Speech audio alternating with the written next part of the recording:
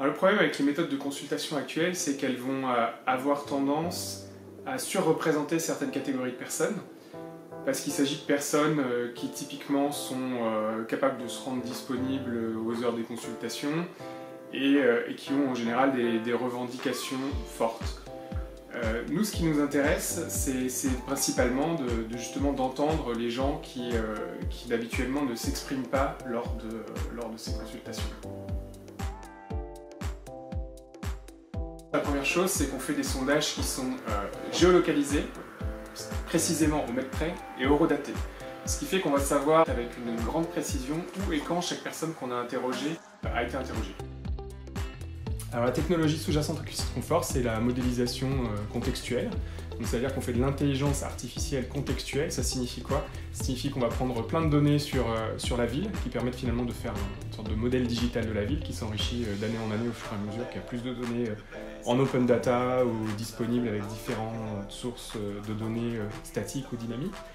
Et en fait, on va apprendre à une intelligence artificielle finalement à regarder autour d'elle et à se dire, voilà, sachant que j'ai 3 arbres de tel type qui font telle taille, sachant que je suis à 12 mètres de la route et qu'il y a tel trafic, est-ce que l'endroit où je suis me semble agréable, par exemple? La manière dont nous on apporte notre pierre, c'est qu'on donne finalement la parole à beaucoup de catégories de personnes qui d'habitude ne participent pas à des consultations. Et on rend ces résultats très visuels pour qu'ils puissent servir de prise de décision aux décisionnaires, que ce soit des élus ou des aménageurs.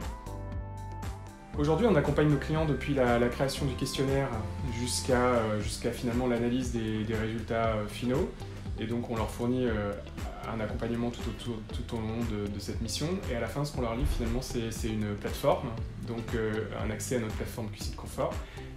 Qui est une plateforme en ligne où ils peuvent consulter les résultats du sondage et consulter également les modèles qu'on a fait des perceptions humaines.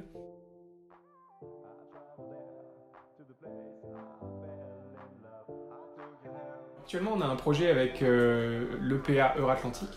Donc l'EPA Euratlantique, c'est un établissement public d'aménagement qui a pour objectif de réaménager tout un quartier de Bordeaux autour de la gare Saint-Jean. Ça dure 10-20 ans à peu près. Et donc on a travaillé avec eux en septembre dernier à faire une première campagne pour faire un diagnostic finalement d'une portion de leur territoire. Et l'idée, c'est de le refaire tous les ans pendant la durée du projet pour voir finalement comment, au fur et à mesure qu'on réaménage, les objectifs qu'on cherche à atteindre, par exemple créer une vie de quartier dans un quartier un petit peu excentré, comment ces objectifs en fait ils sont perçus par les usagers de l'espace public.